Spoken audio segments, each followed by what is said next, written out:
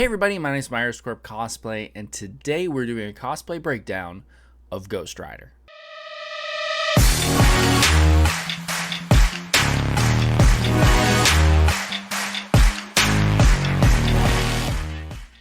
For those who don't know, my name is Myers Corp Cosplay. I'm a cosplayer in the Southern Ontario area, and I've been cosplaying for around 10 years, off and on, more in the past 5. I've been going to conventions for 15 years. I've won a couple awards. I've got a whole bunch of cosplay experience. And today we're going to do a cosplay breakdown of my Ghost Rider cosplay. Now, let me first explain what this is. This is not a tutorial. This is not a step-by-step how I built it. This is just I'm going to go into some detail on how I built this cosplay. I am terrible at documenting, filming, taking photos as I'm building. If ever I feel like there's a camera on me, I get this urge to feel like I have to entertain whoever's watching, whether it's in the live moment or in the future, and I just have made so many mistakes while I'm making my cosplay that I figured this is the best way to do it without me having to redo certain things every now and then. So this is going to be a cosplay breakdown from head to toe. I'm going to explain as much detail as possible. We're going to throw on photos and any links or anything that'll help you guys make your own Ghost Rider. If you're ever wanting to make one, this will give you an idea of what I did. There are going to be parts that I've made. There's going to be parts that I've bought, and we're just going to go through it. So let's first start off with the things I bought, because that is something that I don't have a problem with as a cosplayer. There are things that I do not have the skills in doing for cosplay that I could learn them 100%, but I'd rather use my skills on other things. So the things that I have purchased for the Ghost Rider cosplay are the shirt that I'm wearing underneath. It's a black t-shirt. This is a very important black t-shirt. This is not a normal black t-shirt. I have learned through cosplay that I have a large torso. My height, I'm 6 foot tall, just under 5'11 and a half, but my height is in my torso, which is a problem when it comes to most t-shirts, because most t-shirts, if they're large, which is my normal size, they just hang below my waist a little bit. So if I'm ever stretching or moving in an odd way, that screws up sometimes, and it sometimes pulls out of my jeans. This t-shirt that you can find on Amazon, I found it secondhand, but I have seen it on Amazon, is a t-shirt with tails like a suit has. So suits sometimes have tails in the back. This is a t-shirt that has tails on it. It's an extra long t-shirt, so it can tuck into your jeans and you won't have it pulling out. So you guys might not need that, but personally, that's why I love this t-shirt and I use it for almost all of my cosplays.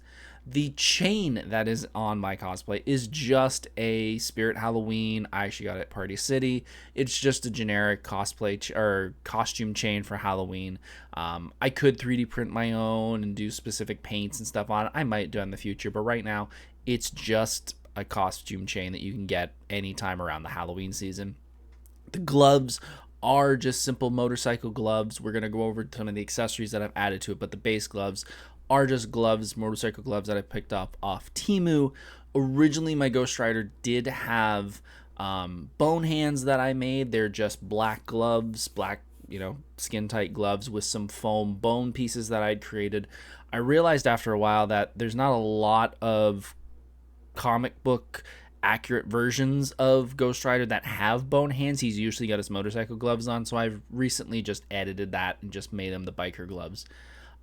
Jeans are just black jeans, and the jacket is a motorcycle leather jacket. It is the same leather jacket I've had since high school. I bought that when I was probably 17, 18, and I'm 37 now, so I've had it for almost 20 years, and I love it. It's a little tight now because I'm a little older, but I still love it. It's still an amazing jacket, so it has now become my Ghost Rider jacket. Now we're going to go into the 3D printed items. I do have a 3D printer. These are the things that I have 3D printed for the cosplay. Mostly the spikes. And those are the spikes that are on the shoulders. Those are the spikes that are on the knuckles of the gloves. And those are the spikes that are on the belt. The knuckles and the belt are one type of spike.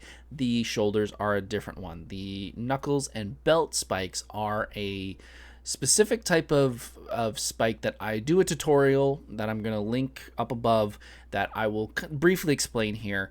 The file that I found online, it's a free file, and again I will link to it I'll link to that in the description. It is a spike that is supposed to be hollow inside with some threads, and there's another end that comes with it that's supposed to be like a screw, and you could just screw this onto things. I've never been able to print the screw head properly. It probably has to do with my printer. It is an older printer, so those fine details are a problem sometimes.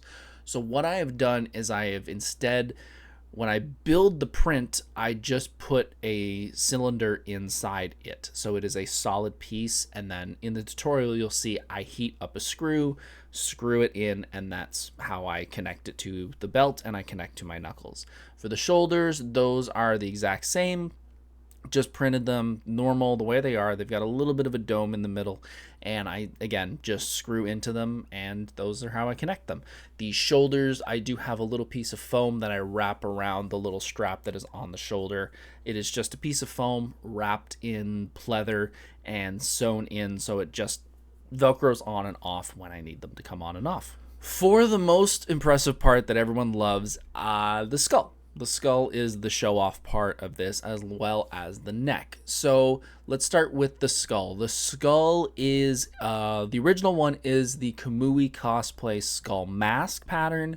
The newest edition is the KAMUI Cosplay full head skull pattern. You can find them both on our website. They are obviously a cost. If you want a more cartoony look, you will want to go with the mask. If you want to go with a more realistic, which is the way I'm going now with Ghost Rider, you're going to want the full head pattern. With the mask, you are going to have to DIY the part that goes over and around your head. Because it is just a mask, it kind of stops here. You're going to have to sort of DIY your foam pattern to get that curve around your head. It's only 2 side pieces and 2 top pieces. That's the way I did mine. I should make a version of it, but I don't want to because I don't want to interfere with anything KAMUI does, because she is amazing. So yeah, I originally built the first one out of 4mm foam, built it exactly how it was supposed to be. I printed my version about 120% just because my head's a little bigger. The one that she has, it's kind of, I believe, based off her head. So if you are a male, you probably are going to want a bigger version of it. So print it off around 115, 120%, and make sure to at least tape it together roughly and sort of see size-wise, lay it on your face and see how it fits roughly before you start getting into the foam. When it comes to the actual pattern, once you build it out of the foam, you can get some foam clay, which I did, and just add some foam clay to it to accentuate those certain areas. The patterns are pretty good at getting a little bit of accentuation, but because it's a comic book, it's a cartoon, you are going to want a little bit more definition in certain areas, like your jaw sort of has this push out part here a little more than down here, so you're going to want to add a little bit, maybe a little bit on the eyelids, eyebrows, to give that little bit of a depth when it comes to how deep it's going to go into your eyes. And yeah, you're just going to use contact cement, do it all together, paint it whatever way you want. And then for the flames, I have a full tutorial, which I will link to up above, and I'll link in the description, of how to build the flames, how to glue them all together. The first version has lights. The second version, the newest version, does not. I will probably make another modification of that to add lights. It works pretty well. It really depends on the where you are. If you're in a fully lit convention, it doesn't really see that much of it. If you're walking around later at night after the convention, it looks pretty cool.